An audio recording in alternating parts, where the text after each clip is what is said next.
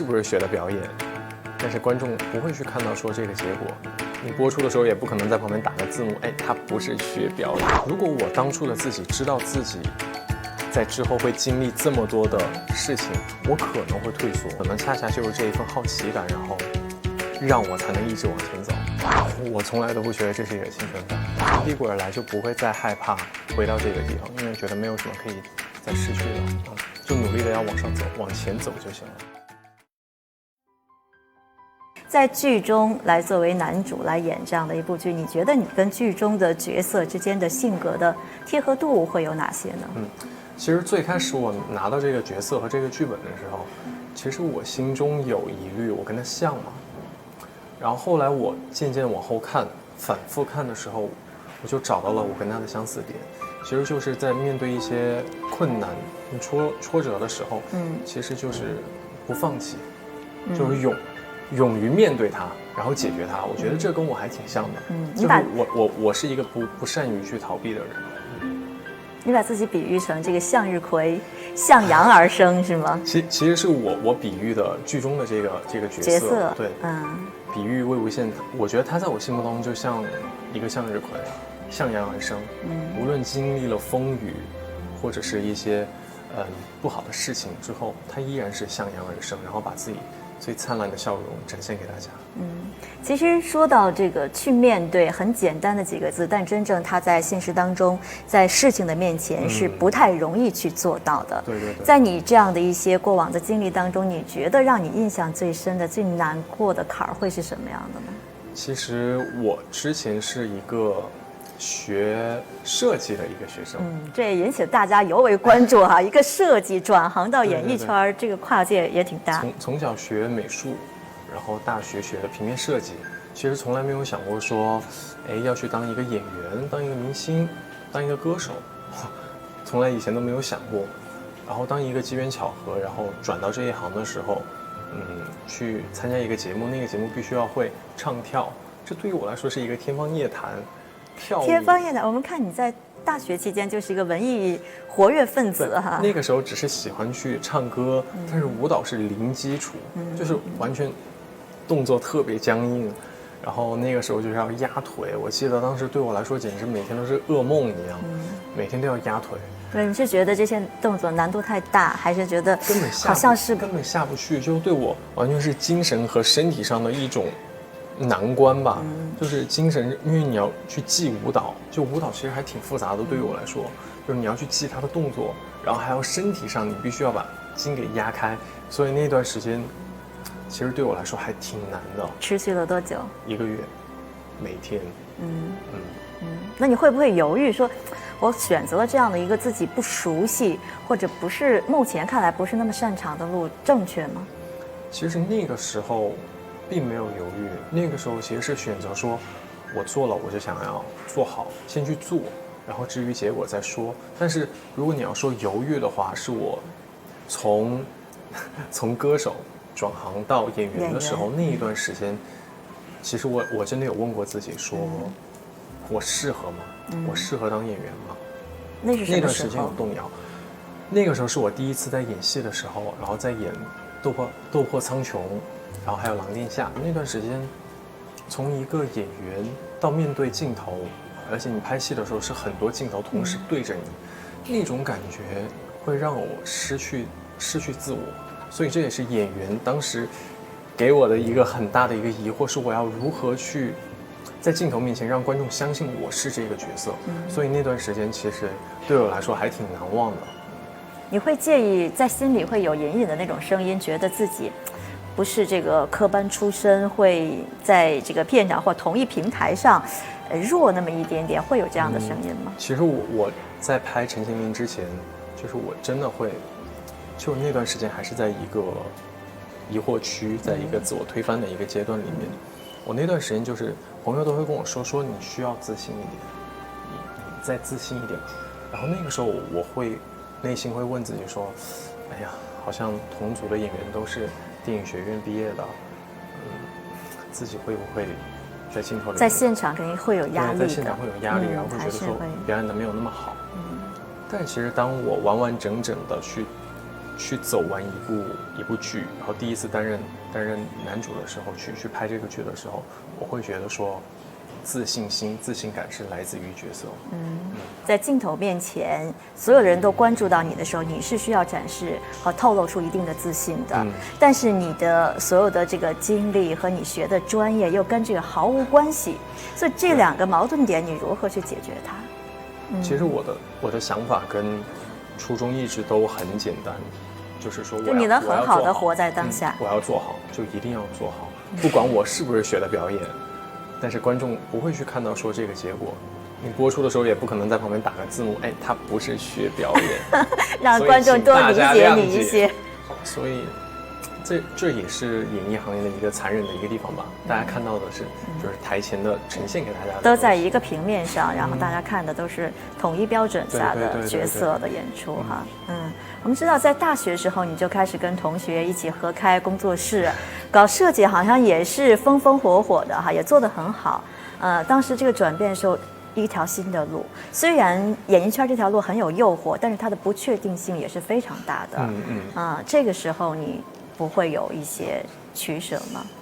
其实我现在倒回去看当时的自己，就现在让我回想的话，如果我当初的自己知道自己在之后会经历这么多的事情，我可能会退缩。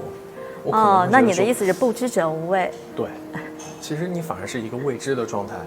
前方的路是什么样，大家都很好奇，可能恰恰就是这一份好奇感，然后让我才能一直往前走。在这种跨界的选择当中，我们经常说，在一个人的一生当中会有很多转折的瞬间，在外人看来是一个瞬间，但是可能对于你自身而言，它是一个从量变的积累到质变的转化的过程。你怎么定义这些瞬间？哪些瞬间在你的整个职业生涯中、人生生涯中是非常关键的？当时你为此做了很多的这样的一些思考。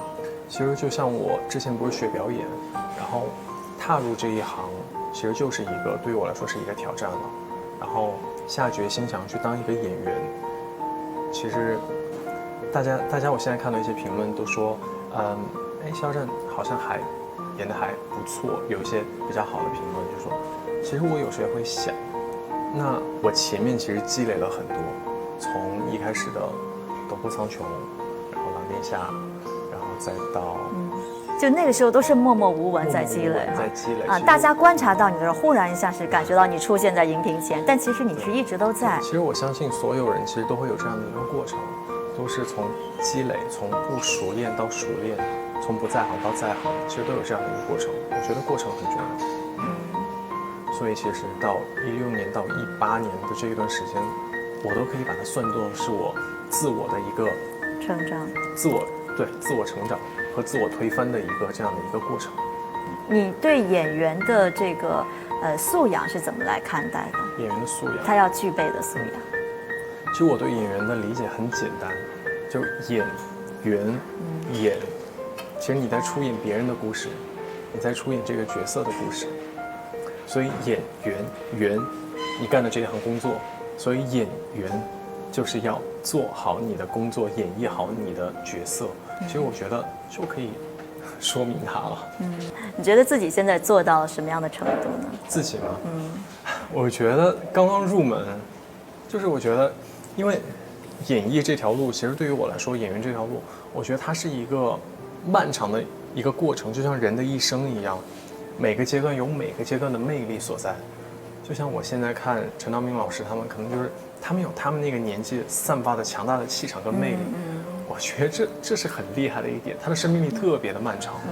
所以他也不是一个青春饭，你这样看待？我从来都不觉得这是一个青春饭。那你是要往这个演技派、实力派这个方向来发展了？我觉得每个演员应该都是这么都应该有这样的，都是这样的一个目标和目的地哈。但是在过往再去到这样的一个目的地的路上哈，从多元化转到专注化的时候，它的流量呀、关注度可能都会有所损耗。这是有预期的吗？或者是怎么样把这个损耗归纳为什么样的一个程度？它是一个安全程度是你可接受的？其实刚刚提到流量这个词，其实之前有很多朋友问我，就说，那你觉得流量是好还是不好？